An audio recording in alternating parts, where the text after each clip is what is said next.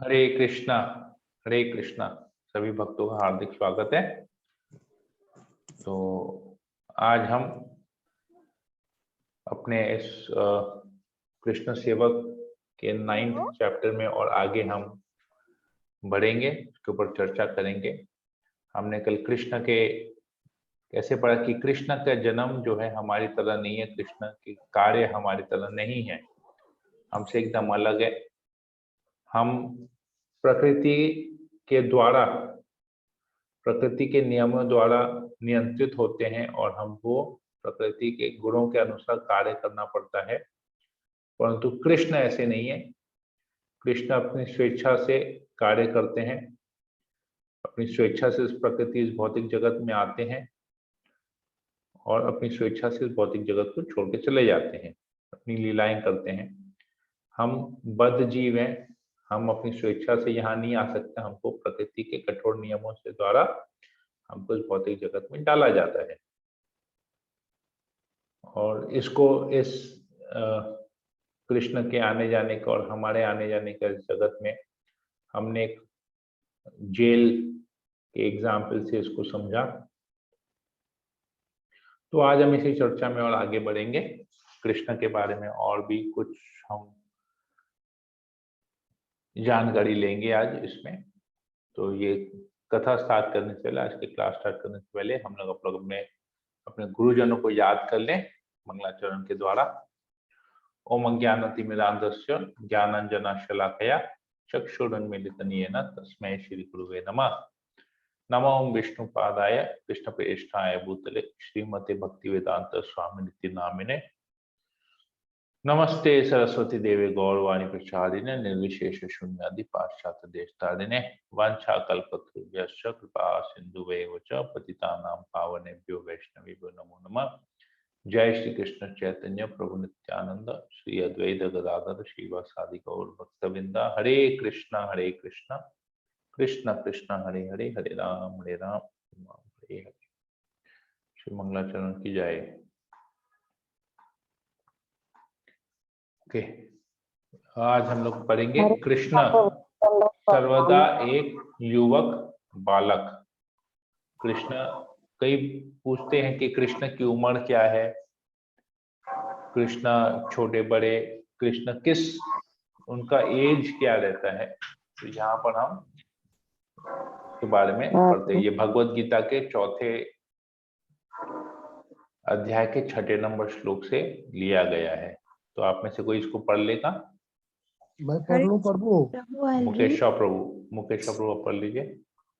हरे कृष्णा प्रभु जी, दंडवत प्रणाम। दंड। कृष्ण सर्वदा एक युवक बालक, यद्यपि इनका शरीर भौतिक शरीर की भांति छिन्न नहीं होता, फिर भी ऐसा प्रतीत होता है कि भगवान कृष्ण बालपन से कुमारावस्था तथा कुमारावस्था से तरुणावस्था प्राप्त करते हैं। किंतु आश्चर्य तो यह है कि वे कभी युवावस्था से आगे नहीं बढ़ते। कुरुक्षेत्र युद्ध के समय उनके अनेक पौत्र थे, या दूसरे शब्दों में वह भौतिक गणना के अनुसार काफी वृद्ध थे, फिर भी वे 20-25 वर्ष के युवक जैसे लगते थे। हमें कृष्ण की वृद्धावस्था का कोई चित्र नहीं दिखता, क्योंकि वे कभी भी हमारे समान वृद्ध नहीं होते। यद्यपि वे तीनों काल में, भूत वर्तमान तथा भविष्य काल में सबसे वयोवृद्ध पुरुष है, ना तो उनका शरीर और ना ही बुद्धि कभी क्षीण होती या बदलती है। अतः यह स्पष्ट है कि इस जगत में रहते हुए भी वे उसी और जन्मा सच्चिदानंद रूप वाले हैं, जिनके दिव्य शरीर तथा बुद्धि में कोई परिवर्तन नहीं होता। वस्तुतः उनका आविर्भाव और तिरोभाव सूर्य के उदय तथा अस्त के समान है, जो हमारे सामने से घूमता हुआ हमारी दृष्टि से ओझल हो जाता है। जब सूर्य हमारी दृष्टि से ओझल रहता है तो हम सोचते हैं कि सूर्य अस्त हो गया है, और जब वह हमारे समक्ष होता है तो हम सोचते हैं कि वह क्षितिज में है। वस्तुतः सूर्य स्थिर है, किंतु अपनी अपूर्ण एवं त्रुटिपूर्ण इंद्रियों के कारण हम सूर्य को उदय और अस्त होते परिकल्पित करते हैं। और चूंकि भगवान का प्राकट्य तथा तिरोधान सामान्य जीव से भिन्न है, अतः स्पष्ट है कि वे शाश्वत है, अपनी अंतरंगा शक्ति के कारण आनंद स्वरूप है और इस भौतिक प्रकृति द्वारा कभी कलुषित नहीं होते। बृहद वैष्णव तंत्र में यह स्पष्ट रूप से कहा गया है कि कोई भी व्यक्ति जो भगवान श्री कृष्ण के श्री विग्रह का पांच भौतिक मानता है, वह संपूर्ण नियमों से व्यवस्थाओं से बहिष्कृत किए जाने योग्य है, तथा यदि ऐसा व्यक्ति दुर्भाग्यवश सम्मुख दृष्टिगोचर हो जाए तो निश्चित ही किसी पवित्र नदी में वस्त्र सहित स्नान कर स्वयं को पवित्र करना चाहिए। प्रश्न 3, हमारे शरीर और कृष्ण के शरीर में क्या अंतर है? हरे कृष्णा प्रभु जी। हरे कृष्णा। बहुत बहुत धन्यवाद मुकेश प्रभु पढ़ने के लिए। तो हमने यहाँ पर क्या पढ़ा, कोई बताएगा कि आप लोग जो यहाँ पर हमने पढ़ा इससे आप क्या समझे?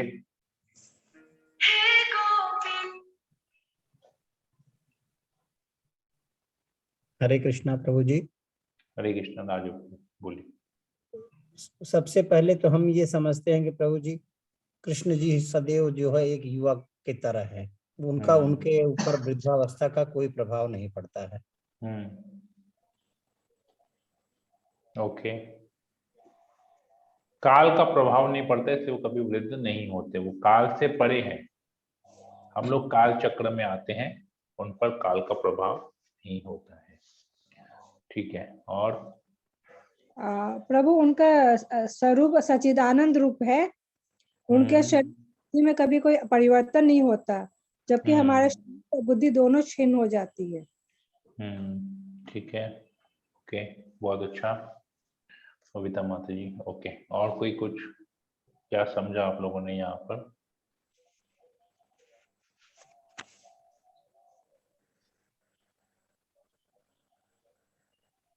तो और कोई कुछ बोलेगा, क्या समझे आप लोग यहाँ पर?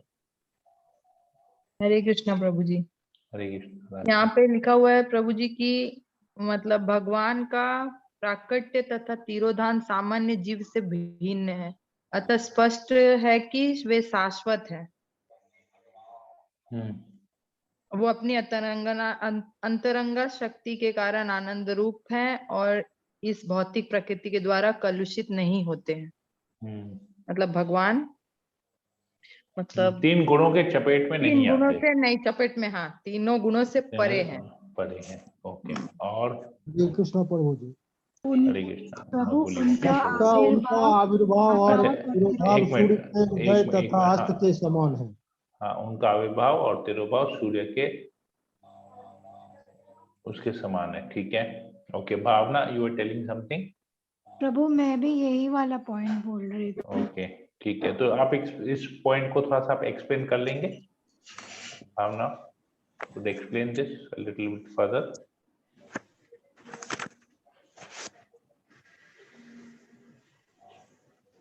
प्रभु जैसे सूर्य अस्त और like sun rises and sets, हम लोग को अपनी दृष्टि से ऐसे लगता है कि सूर्य चला गया है, लेकिन वास्तव में सूर्य वहीं पे है। हम लोग की अपूर्ण इंद्रियों के कारण हम लोग ये समझ नहीं पाते। तो से क्या, तो उसको कृष्ण के साथ अभी कंपेयर कैसे करेंगे? कृष्ण के आविर्भाव और तिरोभाव से। अपीयरेंस, आविर्भाव मतलब अपीयरेंस, तिरोभाव मतलब डिसअपीयरेंस। हम लोग समझ नहीं पाते हैं, वो तो जो अपना ओरिजिनल फॉर्म है उसी में ही आते हैं। वो कृष्ण हमेशा से हैं, जैसे सूर्य हमेशा से है, कृष्ण भी हमेशा हैं। हम लोगों को लगता है कि सूर्य उदय होता है और अस्त होता है, उसी प्रकार हमको लगता है कि कृष्ण आते और चले जाते हैं, लेकिन कृष्ण सर्वदा हैं। जैसे सूर्य सर्वदा है, कृष्ण भी सर्वदा है। ये हमारी भौतिक बुद्धि जो है वो हमको ऐसा दिखाती है कि सूर्य उदय होता है, अस्त होता है, फिर उदय होता है, तो हमको ऐसा लगता है कि कृष्ण आते हैं, कुछ लीला करते हैं, फिर चले जाते हैं, फिर आते हैं, कुछ लीला करते हैं, फिर चले जाते हैं, हमको ऐसा लगता है। परंतु कृष्ण की लीलाएं नित्य है। जैसे सूर्य नित्य है, वैसे कृष्ण की लीलाएं भी नित्य है। उनकी लीलाएं कभी बंद नहीं होती, कभी समाप्त नहीं होती। ये केवल हमारे दृष्टि का है, हमको लगता है कि वो आए हैं और फिर चले गए। ओके, ठीक है, क्लियर है? यस प्रभु। ओके, और हरे और कृष्ण एक पॉइंट। हरे कृष्ण। हाँ माता जी बोलिए। श्री कृष्ण को के विग्रह को भगवान स्वयं नहीं मान के उसको पंच भौतिक का बना हुआ मानते हैं, तो उस व्यक्ति के दर्शन से हम इतने पाप युक्त हो जाते हैं कि हमें तुरंत गंगा में स्नान करना चाहिए और अपने को पवित्र मानना चाहिए। कैसे स्नान करना चाहिए? मतलब वस्त्र समेत, वस्त्र उतारने तक का भी समय छोड़ना नहीं चाहिए, तुरंत वस्त्र सहित स्नान करना। अगर कोई व्यक्ति भगवान के श्री विग्रह को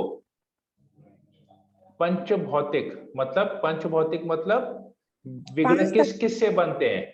विग्रह किस चीज से बनते हैं? मिट्टी के विग्रह होते हैं, लकड़ी के होते हैं, मार्बल के होते हैं, माने पत्थर के होते हैं, मेटल के होते हैं। ठीक है, तो इन सब में वो रहता है, मतलब पंच धातु रहते हैं इन सब में। जो भगवान की जो भगवान की जो शक्तियां हैं, ये सब चीज भगवान कहते हैं ये भूमि, पृथ्वी, जल, वायु, आकाश सब मेरी शक्तियां हैं। तो ये जो पंच धातु से जो भगवान की शक्तियां, लकड़ी भगवान की शक्ति है, मिट्टी भगवान की शक्ति है, मेटल भगवान का शक्ति है, पत्थर भी भगवान की शक्ति है। तो इन सब चीजों से अगर हम मानते हैं कि ये पत्थर का विग्रह है, ये मार्बल का विग्रह है, ये मेटल का विग्रह है, तो अगर हम उसको भौतिक पदार्थ मानते हैं, पंच भौतिक मानते हैं, और ऐसी व्यक्ति को अगर हम देखते हैं, जो व्यक्ति इनको विग्रह नहीं समझते, भगवान का रूप नहीं समझते, उसको पत्थर समझता है, लकड़ी समझता है, मेटल समझता है, मिट्टी समझता है, तो ऐसे व्यक्ति को जब हम देखेंगे तो हमको तुरंत गंगा में डुबकी लगा देना चाहिए, किसी पवित्र सरोवर में डुबकी लगा देना चाहिए वस्त्र समेत, ताकि हम पवित्र हो जाए, क्योंकि ऐसे व्यक्ति का दर्शन से ही हम अपवित्र हो जाएंगे। तो ये भगवान का सच्चिदानंद रूप है। तो भगवान के विग्रह का भी, जैसे भगवान सच्चिदानंद है, ऐसे भगवान का श्री विग्रह भी सच्चिदानंद है। क्लियर है ये बात? हाँ प्रभु। यस प्रभु जी, क्लियर है ना? तो भगवान के विग्रह बहुत जन लोग घर में लेके आते हैं, परंतु भगवान की सेवा, मतलब समझिए भगवान को स्वयं लेके आए हैं, तो उसकी सेवा, भगवान की सेवा भी अपने एक परिवार के सदस्य की तरह उसकी सेवा करनी चाहिए। समय से उठाना चाहिए, समय से खिलाना पिलाना चाहिए, समय से सुलाना चाहिए, सब कुछ जैसे हम अपने परिवार के सदस्यों का, हमारे जैसे बच्चे होते हैं, हम कैसे अपने बच्चों की सेवा करते हैं, छोटे होते हैं उनको उठाते हैं, गर्म पानी से नहलाते हैं, उनको खिलाते हैं, उनको रेडी करते हैं, तैयार करते हैं, तो वैसे हमको भगवान का भी ऐसे ही करना चाहिए। भगवान को सुलाना चाहिए, उठाना चाहिए, नहलाना चाहिए, वस्त्र चेंज करने चाहिए, खिलाना चाहिए, पिलाना चाहिए, सब कुछ ये हमको करना चाहिए। भगवान के, जब भगवान श्री विग्रह के रूप में हमारे पास आते हैं, तो ये भगवान की कृपा है कि वो विग्रह के रूप में हमारे पास आए हैं, अपने धाम से उतर के भगवान विग्रह के रूप में हमारे आंखों के सामने प्रकट हुए हैं, ताकि हम उनसे एक रिलेशन बना सके, उनसे एक रिश्ता बना सके। ये चीज है, बहुत इंपॉर्टेंट है ये चीज। तो हमारे शरीर और कृष्ण के शरीर में क्या अंतर है, कौन इसका उत्तर देगा?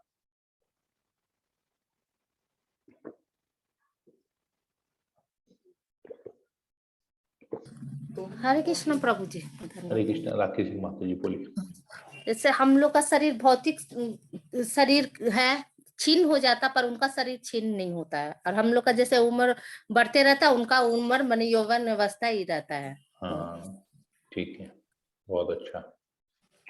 ओके, और एक पॉइंट है इसमें। प्रभु, हम लोग का जन्म मृत्यु होता है, भगवान का आविर्भाव और वो तिरोधान होता है। वो होता है। उनका प्राकट्य और तिरोधान होता है, और उनका प्राकट्य और तिरोधान हमारी तरह नहीं होता है। नहीं, जैसे हम कैसे प्रकट होते हैं, हम पिता के बीज से और माता की गर्भ से प्रकट होते हैं, संभोग से प्रकट होते हैं। भगवान को प्रकट होने के लिए स्त्री पुरुष को संभोग करने का जरूरत नहीं है, भगवान स्वेच्छा से प्रकट होते हैं। और भगवान का शरीर, हम लोग शरीर छोड़ के दूसरा शरीर धारण करते हैं, लेकिन भगवान का वही शरीर होता है, भगवान का शरीर परिवर्तन नहीं होता है। ठीक है, तो ये बातें आ गई यहाँ पर। अभी हम लोग आगे थोड़ा सा इसको रीडिंग कर लेते हैं। कृष्ण के दिव्य जन्म और लीलाएं। ओके,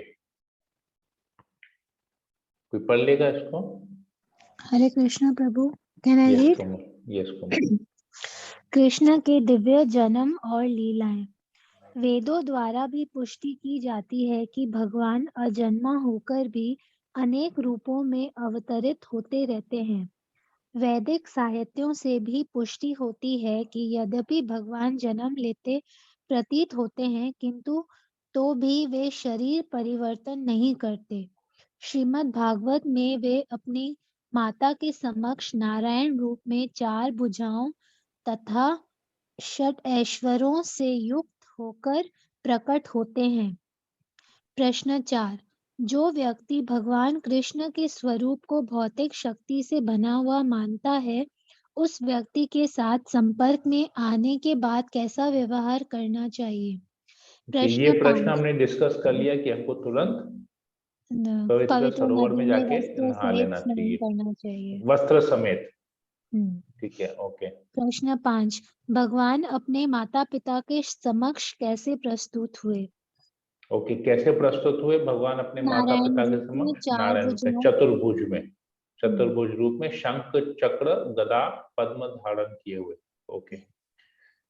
प्रश्न 6, परमेश्वर भगवान बाहरी शक्ति के द्वारा अथवा विवश होकर नहीं आते, वह अपनी स्वयं शक्ति द्वारा आते हैं।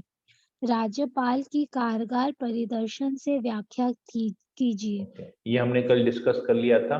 जिस प्रकार राज्यपाल फ्री है जेल के अंदर आना, जेल के बाहर निकलना, वैसे ही भगवान फ्री है, कभी भी अपनी स्वेच्छा से इस जगत में आ सकते हैं और जगत से जा सकते हैं। ओके। प्रश्न 7, सूर्य के अस्त और उदय होने वाले उदाहरण से आप क्या समझते हैं? तो सूर्य के अस्त और उदय होने वाले उदाहरण को भी हमने अभी चर्चा किया। उससे हम ये समझते हैं कि जिस प्रकार सूर्य सदैव रहता है, केवल हमारी आंखों से ओझल हो जाता है, उसी प्रकार कृष्ण भी हमेशा से हैं, हमेशा रहेंगे। हम अपनी आंखों से उनको नहीं देख सकते, उस समय उनको नहीं देख सकते, पर वो हमेशा से रहते हैं। ओके, ठीक है, बहुत अच्छा। हम आगे ये पढ़ लेते हैं फिर। Bhavana, you wanted to read? Yes प्रभु। ओके। भगवान कृष्ण का जन्म। पूर्ण पुरुषोत्तम भगवान श्री कृष्ण, अध्याय 3 से। वसुदेव ने उस आश्चर्यजनक बालक को देखा जिसके 4 हाथ थे, जिनमें वह शंख चक्र गदा तथा कमल पुष्प धारण किए थे, जो श्रीवत्स चिन्ह से सुशोभित था, जो कौस्तुभ मणि की माला पहने था, पीतांबर धारण किए चमकीले श्याम बादल की तरह लग रहा था, जिसका मुकुट वैदूर्य मणि से अलंकृत था, जो पूरे शरीर में अमूल्य विजावट, कुंडल तथा अन्य आभूषण धारण किए था, और जिसका सर केशर राशि से अलंकृत था। भगवान के जन्म दिव्य है, जैसे कि भगवद गीता 4.9 में वर्णित है। हे अर्जुन, जो मेरे आविर्भाव तथा कर्मों की दिव्य प्रकृति को जानता है, वह इस शरीर को छोड़ने पर इस भौतिक संसार से पुनः जन्म नहीं लेता, अपितु मेरे सनातन धाम को प्राप्त होता है। भगवद गीता 4.6। उनका आद्य शाश्वत रूप में प्राकट्य उनकी अहेतुकी कृपा है जो जीवों को प्रदान की जाती है, जिससे वे भगवान के यथा रूप में अपना ध्यान केंद्रित कर सके, न कि निर्वेशवादियों द्वारा मनोधर्म या कल्पनाओं पर आधारित रूप में। विश्वकोश के अनुसार माया या आत्म माया शब्द भगवान की अहेतुकी कृपा का सूचक है। जैसा कि लीला पुरुषोत्तम भगवान श्री कृष्ण के 87 अध्याय में कहा गया है, जीव एक छोटे बच्चे के शरीर में एक बड़े व्यक्ति जैसे शक्ति का प्रदर्शन नहीं कर सकता है, परंतु भगवान श्री कृष्ण जब छोटे बच्चे थे एवं माता यशोदा की गोद में थे, तभी उन्होंने पूतना एवं अन्य राक्षसों का वध किया जो उन पर आक्रमण करने का प्रयास कर रहे थे। आगे पढ़ो। ओके, आगे और कोई पढ़ना चाहेगा इसको? हरे कृष्ण प्रभु, मैं पढ़ूं? हाँ माता जी पढ़ लीजिए। श्री ईशोपनिषद के मंत्र 8 के तात्पर्य में श्री प्रभुपाद जी ने लिखा है कि अपने बाल्य अवस्था में उन्होंने अघासुर, बकासुर तथा सक्टासुर जैसे अनेक शक्तिशाली असुरों का वध किया और किसी बाहरी प्रयास से उनमें इतनी शक्ति आ जाने का प्रश्न ही नहीं उठता। उन्होंने भारोत्तोलन का कोई अभ्यास किए बिना ही गोवर्धन पर्वत उठा लिया। उन्होंने किसी सामाजिक बंधन तथा निंदा का विचार किए बिना गोपियों के साथ रास रचाई।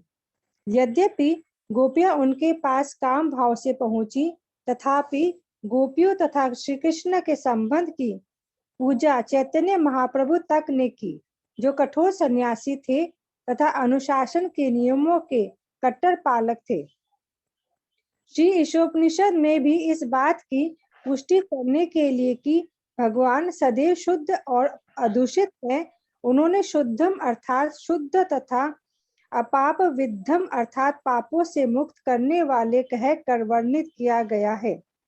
वे इस दृष्टि से शुद्ध हैं कि यदि कोई अशुद्ध वस्तु भी उनका स्पर्श कर ले तो वो शुद्ध हो जाती है। भगवान अपाप विद्धम इसलिए भी है क्योंकि पाप उन्हें छू भी नहीं सकता। यदि वे इस तरह के कार्य भी करें जो पाप पूर्ण प्रतीत होता हो, तो भी ऐसे कर्म शुभ होते हैं क्योंकि पाप द्वारा उनके प्रभावित होने का प्रश्न ही नहीं उठता। क्योंकि वे सभी परिस्थितियों में शुद्धम अर्थात सर्वाधिक शुद्ध हैं, अतएव उनकी तुलना बहुधा सूर्य से की जाती है। सूर्य पृथ्वी के अनेक अस्पृश्य स्थानों से आर्द्रता निकाल लेता है, फिर भी वह शुद्ध बना रहता है। निसंदेह वो अपनी कीटाणुशानक शक्ति से दुर्गंध वाली वस्तुओं को शुद्ध करता है। यदि सूर्य, जो कि भौतिक वस्तु है, इतना शक्तिमान हो सकता है, तो हम सर्वशक्तिमान भगवान की शुद्ध करने की शक्ति की कल्पना भी नहीं कर सकते।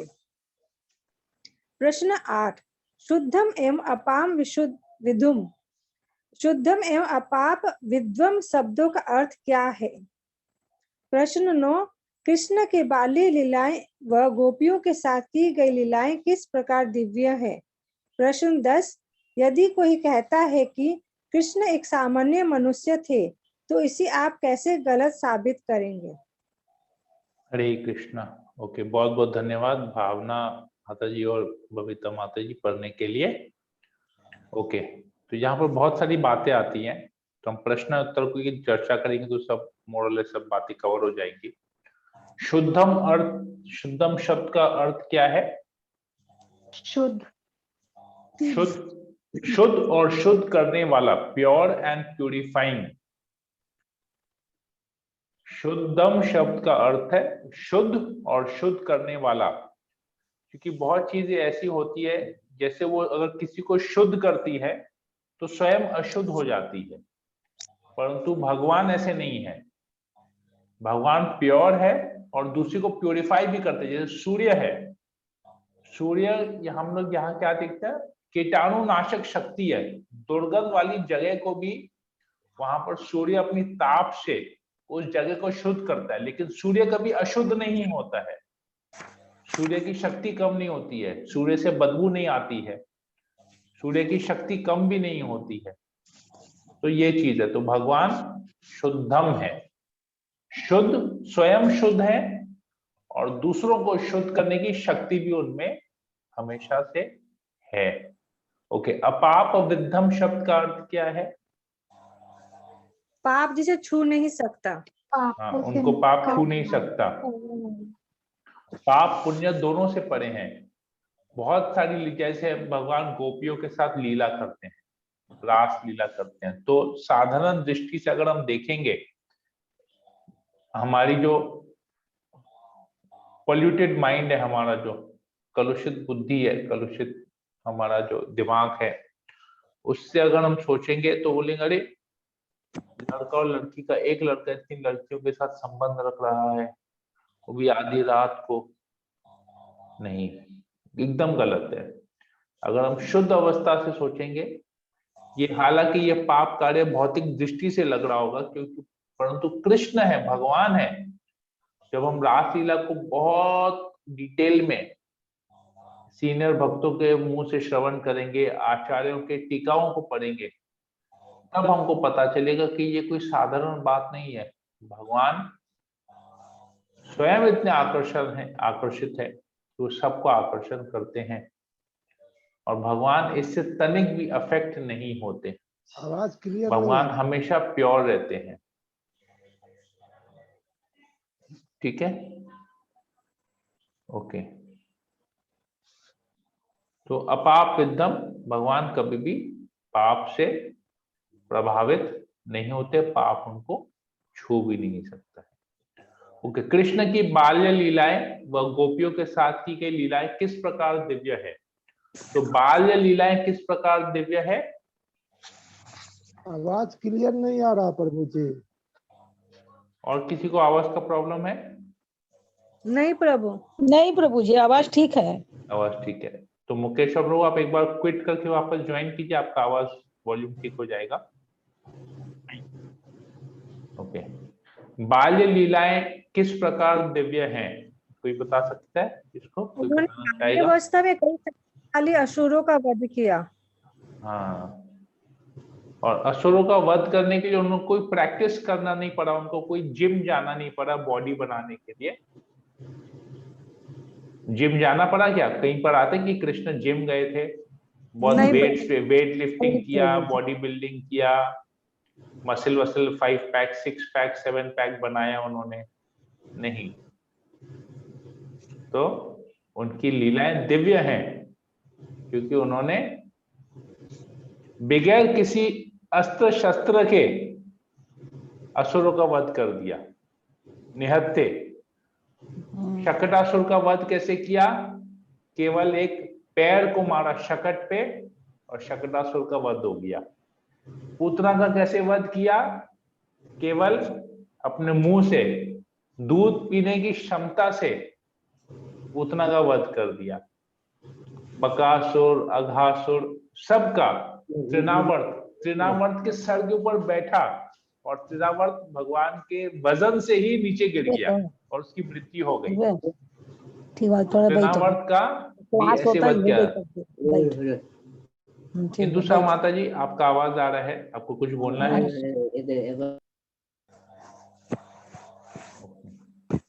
तो तृणावर्त का वध भी भगवान ने कैसे किया? केवल उसके सर के ऊपर चढ़ गए और वो वजन से तृणावर्त नीचे गिर गया और उसकी मृत्यु हो गई। तो ये सब भगवान की दिव्य लीलाएं हैं। भगवान गोवर्धन को धारण किए 7 दिन तक, तो 7 दिन के गोवर्धन को धारण करने के लिए भगवान ने पहले एक्सरसाइज नहीं किया, प्रैक्टिस नहीं किया, रिहर्सल नहीं किया, उन्होंने ऐसे ही गोवर्धन को धारण कर लिया। तो ये सब लीलाएं भगवान की दिव्य हैं, हम यहाँ पर समझ सकते हैं, क्योंकि ये कोई सामान्य व्यक्ति नहीं कर सकता है ये सब। यदि कोई कहता है कि कृष्ण एक सामान्य मनुष्य थे, तो इसे आप कैसे गलत साबित करेंगे? क्योंकि कोई बता सकता है? अगर कोई कहता है कृष्ण तो सामान्य पुरुष है, वो तो आया थोड़ा बहुत अपना सुपर ह्यूमन एक्ट दिखाया और फिर चले गया, उसकी मृत्यु हुई, उसको तो पैर में तीर लगा था, तीर लग के उसकी मृत्यु हो गई, तो ये सब आप कैसे गलत साबित करेंगे? प्रभु, सामान्य मनुष्य बाल अवस्था में इतने असुर का वध नहीं कर सकता। और गोपियों के, इतनी सारी गोपियों के साथ एक साथ रास रचाई उन्होंने। और He showed his Virat रूप. और He appeared also in his original form. चतुर्भुज रूप में प्रकट हुए। जी। तो हम में से कौन चतुर्भुज रूप में पैदा हुआ है? कोई पैदा हुआ है क्या चतुर्भुज रूप में? नहीं प्रभु जी। कृष्ण जन्म, कृष्ण का आविर्भाव चतुर्भुज रूप में हुआ था। तो बहुत सारी बातें हैं जिससे आप सामान्य व्यक्ति को बता सकते हैं कि कृष्ण एक सामान्य मनुष्य नहीं है, परम पुरुषोत्तम भगवान है। ओके, तो प्रचार संदेश को थोड़ा सा पढ़ लेते हैं। कृष्ण प्रचारकों पर दयालु है। ओके, किसी को कुछ बोलना था? प्रभु मेरे को पूछना था कुछ। हाँ पूछिए माता जी। है विश्व कोश के अनुसार माया या आत्मा शब्द भगवान की अहेतु की कृपा का सूचक है, थोड़ा इसको एक्सप्लेन कर देता। आत्म माया ये भगवान की अहेतु की कृपा है, क्योंकि भगवान इस भौतिक जगत में क्यों आते हैं? उद्धार करने के लिए, भक्तों का उद्धार करने के, भक्तों की रक्षा करने के लिए, और साधुओं की रक्षा करने के लिए, और असुरों का नाश करने के लिए। तो ये भगवान की अहेतु की कृपा हुई ना। हाँ जी। तो आत्म माया स्वयं अपने हिसाब से आते हैं, अपनी शक्ति से आते हैं, उनको कोई वो तो कोई उनको वशीभूत करके उनको बुलाता नहीं है। तो भगवान भक्तों के ऊपर कृपा करने के लिए आते हैं, लीलाएं करते हैं, लीला नहीं करते हैं, और लीला को इतना आकर्षण बनाते हैं कि हम लोगों के ऊपर, ताकि हमारा जो इस भौतिक जगत के प्रति आसक्ति है, उस आसक्ति करके कृष्ण के प्रति आसक्ति हो जाए हमारी। तो ये भगवान की कृपा हुई। जी समझ में आया अभी? प्रभु भगवान अपनी लीलाएं करके हम ऊपर कृपा करता है कि हम उन लीलाओं को श्रवण करें और भगवान के प्रति वापस आकर्षित हो जाएं और भगवान के धाम को चले जाएं, जहां पर हम उनकी लीलाओं में नित्य रूप से पार्टिसिपेट कर सकें, भगवान के साथ नित्य संग कर सकें। ठीक है, ओके। ये प्रचार का संदेश आता है, भगवद गीता 11:55 से लिया गया है। कृष्ण प्रचारकों पर दयालु है, वे इन्हें भगवत धाम भेजते हैं। कृष्ण कहते हैं, हे अर्जुन, जो व्यक्ति सकाम कर्मों तथा मनोधर्म के कलमश से मुक्त होकर मेरी शुद्ध भक्ति में तत्पर रहता है, जो मेरे लिए ही कर्म करता है, जो मुझे ही जीवन लक्ष्य समझता है, और जो प्रत्येक जीव से मैत्री भाव रखता है, वो निश्चय ही मुझे प्राप्त करता है। तो ये सब क्वालिटीज होना चाहिए। अगर हमको कृष्ण प्रेम चाहिए, कृष्ण के धाम जाना है, तो हमको क्या होना पड़ेगा? हमको सकाम कर्म मतलब पुण्य कर्मों से छूटना होगा। मनोधर्म मतलब अपने दिमाग से भक्ति करने का जो कार्य है कि ऐसा करने से ऐसा होगा, ऐसा करना चाहिए, ऐसा करना चाहिए, सब कुछ त्याग देना है मनोधर्म को। जो कृष्ण कह रहे हैं वही धर्म है, अपने मनोधर्म को त्याग देना है, पुण्य कर्मों को त्याग देना है, भगवान की शुद्ध भक्ति करनी है। मतलब भगवान जो गीता में कहे हैं उसी को ही अपना भगवान का आदेश समझ के उसी को ही करना है, और कुछ दूसरा बुद्धि नहीं लगाना है, दूसरा कोई कार्य नहीं करना है। भगवान के लिए सारा कर्म करना है, भगवान की खुशी हमारा जीवन का लक्ष्य होना चाहिए, और यही सोच के कि हर एक जीव भगवान का अंश है, तो उनसे मित्रता करनी चाहिए, उनके ऊपर कृपा करनी चाहिए, उनके ऊपर दया करनी चाहिए। अगर ऐसा हमारा मूड रहेगा, ऐसा हमारा आचरण रहेगा, तो हम निश्चय ही भगवान को प्राप्त कर सकेंगे। भगवान ये स्वयं कहते हैं, वह निश्चय ही मुझे प्राप्त करता है, गारंटीड। उसमें कोई डाउट ही नहीं है, निश्चय कंप्लीट परफेक्शन उसका लाइफ का हो जाता है। तो प्रभुपाद जी यहाँ बताते हैं कृष्ण भावना में स्थित भक्त जानता है कि कृष्ण की भक्ति ही मनुष्य को जीवन की समस्त समस्याओं से छुटकारा दिला सकती है। उसे इसका व्यक्तिगत अनुभव रहता है, फलतः वह उसी इस प्रणाली को कृष्ण भावनामृत को मानव समाज में प्रचारित करना चाहता है।